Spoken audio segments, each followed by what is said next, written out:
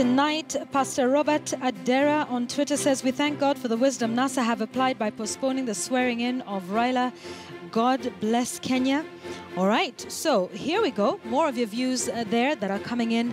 We want to just continue to talk about where we are with the state of the nation. We will conclude with that. We'll just get some more views on that. But I think I wanted to ask about, Steve, your expectations of what happens, at the Supreme Court tomorrow and how we just apply that going forward. I don't know whether you've denied me an opportunity to comment on the institutional strengthening, whether they'll come back to it. Yeah.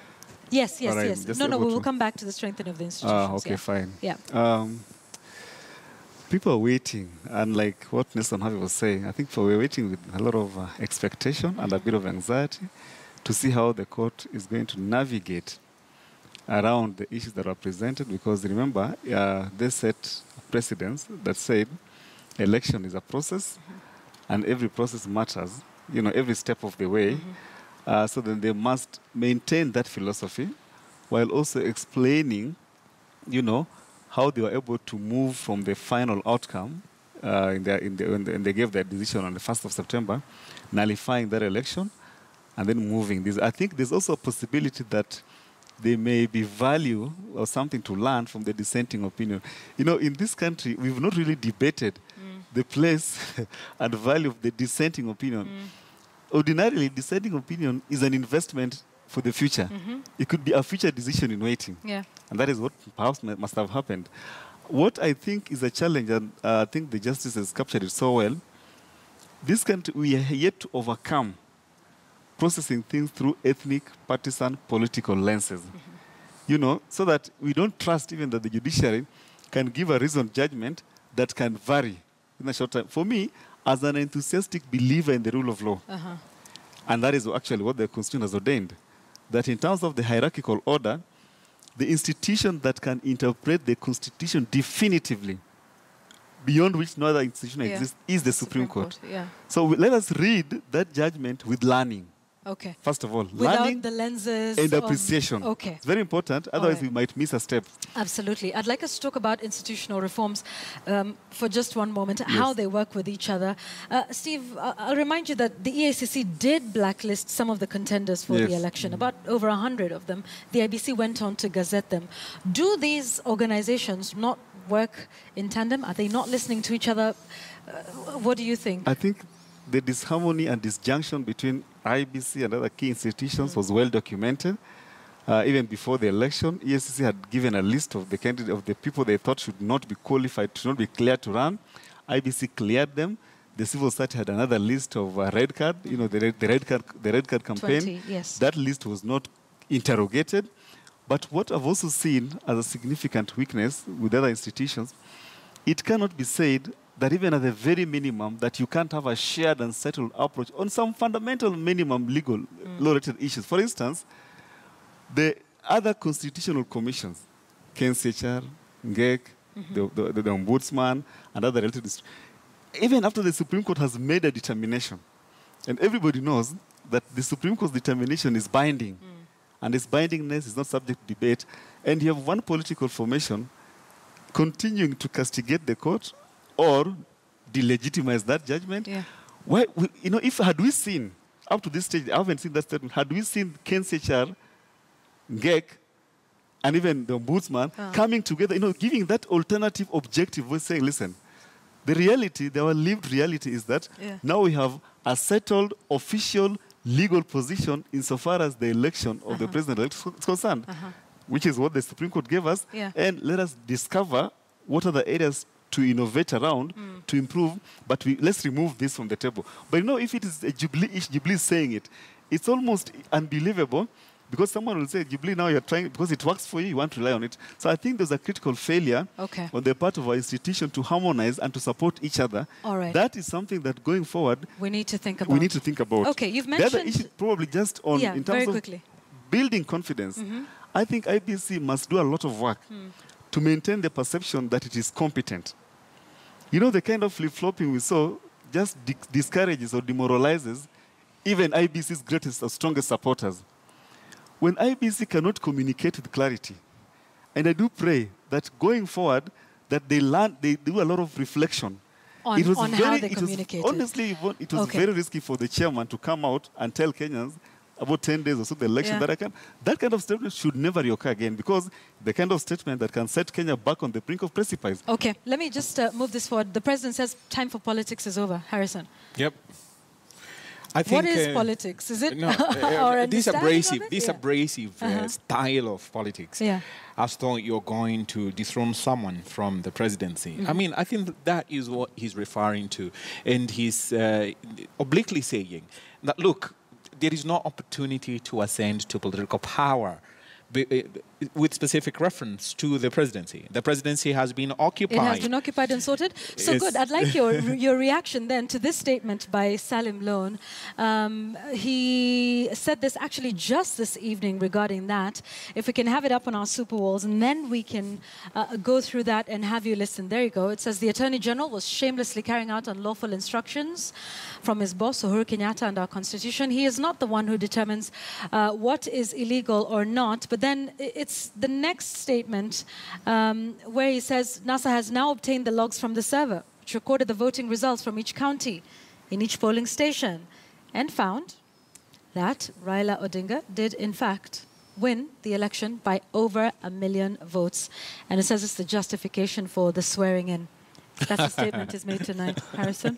No, it's laughable. I mean, it's laughable. I was in that Supreme Court, sorry, with tremendous respect to Raila Amolo Odinga, and he did not table that evidence. He went on air immediately after the August 8th elections, and he said that according to his insider information, he had won by over 8 million votes, and he had beaten Uhuru Kenyatta, who had ostensibly 6.7 million votes or so. I was hoping and waiting anxiously to see in his own documentation, his own affidavit, at a bare minimum, that he had presented that evidence.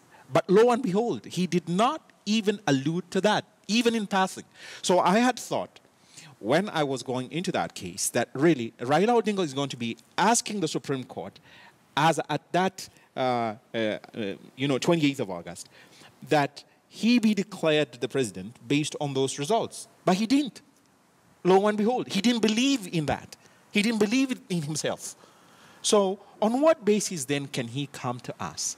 After the 1st of September, completely buried that issue. He tells us now he should be declared president based on that electoral outcome. So should there be dialogue between him and Uhuru Kenyatta? Of what nature president? Now you must ask yourself, what are we dialoguing outside the electoral outcome that has been pronounced by the Supreme Court based on Article 137 process, where the IEBC has declared Uhuru Kenyatta as the president? You cannot then begin to talk about power sharing, for instance, although I heard Honorable Mutsama, with respect to him, that there is no sharing of power that they are anticipating, that they want a full basket. And this is a pointer that I'm saying that NASA has lost it completely. They want, in his own words, a fresh election based on a reformed electoral platform. And you ask yourself, where do you anchor that within the law, the Constitution, the electoral law? That's just fantasy. So no dialogue. We would only be dialoguing about this one thing. Let us drop completely these tribal politics. NASA, how are you going to drop that tribal politics? Jubilee, how are you going to integrate the Kenyan people? That should be the dialogue we're talking about. It is not about sharing power. My good friend here has said, and I agree with him, politicians are wont to peddle and push for their own self-interest. If that self-interest leads to them securing for themselves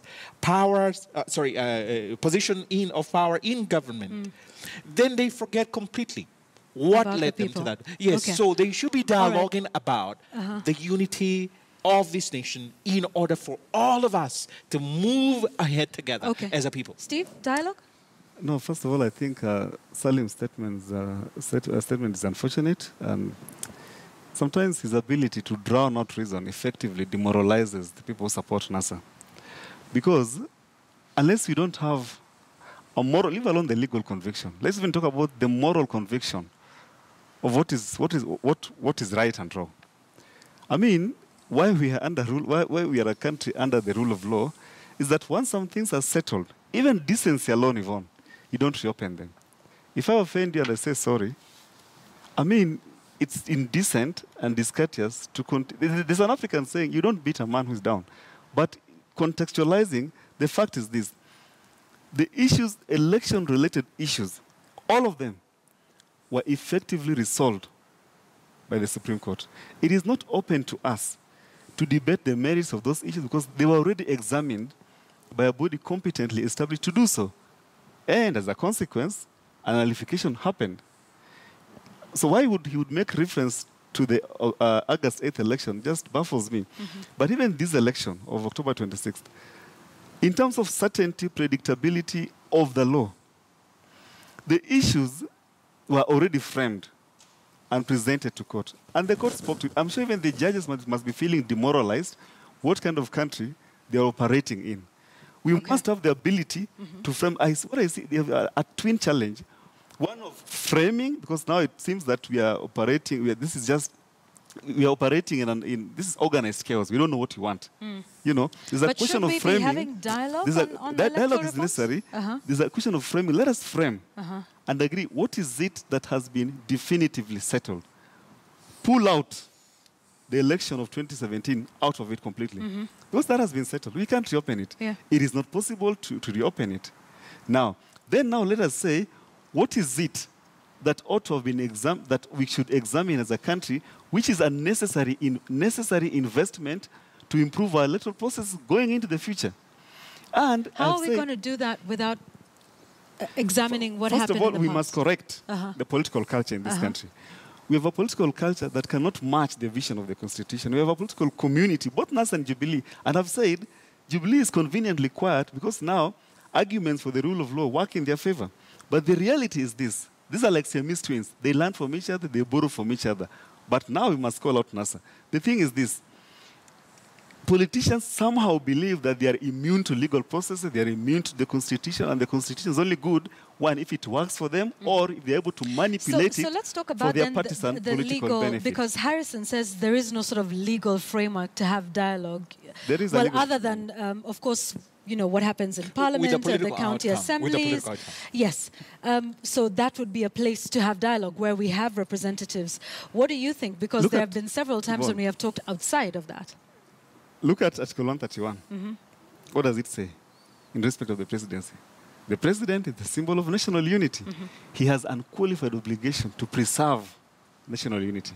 In fact, it's his prerogative to reach out to all political actors and tell them that, listen, let us move this country forward in this manner. But it's also incumbent on those political actors to also know how to approach the altar of discussion with some level of decency, what you can leave behind at the door. Then, the second thing, look at Article 10. Article 10 has ordained a consultative, deliberative, and negotiated approach to governance. That necessarily, public participation, even in issues, what the Jubilee administration cannot do is to neglect voices of concern. They must capture what is it that the people are saying. And we've already clarified, and I hope if people, you know, part of the reason why lawyers come on TV is to promote civic education. And we are saying that, listen, forget what political lawyers in political spaces are saying, because sometimes when you wear political lenses, it affects your ability to process things objectively. And we are saying this to all Kenyans. Remove contestation around the presidency out of the question. It's a common sense, practical sense issue.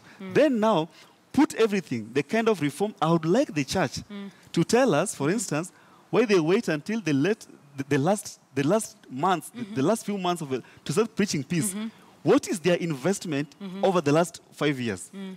So that everything goes into a terrible frenzy. This country is thrown into a terrible spin because of an election. So in your view, is politics over? One kind of politics, elective politics, is over. But election reform politics must necessarily continue because people who understand the technique of governance, election is a cycle. You are done with this, and I said, the discussion begins with IBC bringing out their own election report. And then we use that as the basis for discussion, seeing how we can reform, make proposals for reform, and what Parliament can do, we will do. The Law Society of Kenya, for instance, I think it must do better going into the next election, 2022. At least right now, it should come out quickly and say, listen, Kenyans, we defend the rule of law. Our position is this.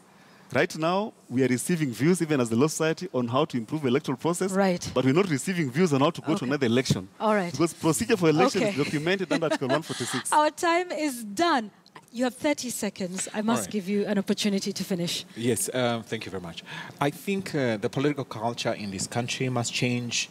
And when we talk about reforming the electoral platform, we must of necessity see the key player here is not just the politician, but also the elector, the voter. The voter must change the concept of the leader that we have. All a right. leader who will lead the nation, Okay. not for self-interest. Great. We have to leave it at that. Harrison Kinyanjui, Steve Ogola, thank you both very much for coming in and for this conversation, which we must continue to have. Mbai Martin says there is no crisis. What we have is a confused opposition, period. And then there is, time is coming when Raila Odinga will suffer a sudden reversal of fortune.